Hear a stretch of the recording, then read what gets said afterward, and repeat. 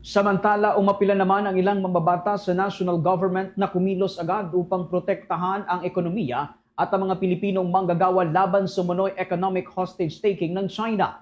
Ito ay matapos maglabas ng babala ang Chinese Embassy na posibleng manganib ang milyong-milyong trabaho ng mga Pilipino bilang ganti sa matigas na paninindigan ng Pilipinas sa soberanya nito.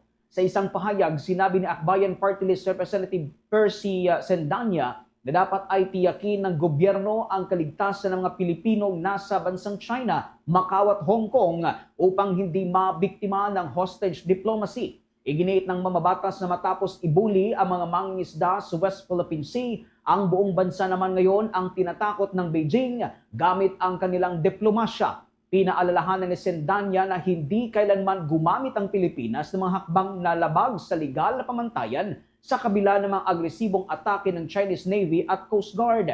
Sa iwalay na pahayag, umapila rin ang Makabayan Bloc sa China na maghinay-hinay at itigil ang agresyon. Binigang diin ng grupo na hindi makatutulong ang mga banta ng economic sanction upang maabot ang mapayapang resolusyon sa sigalo.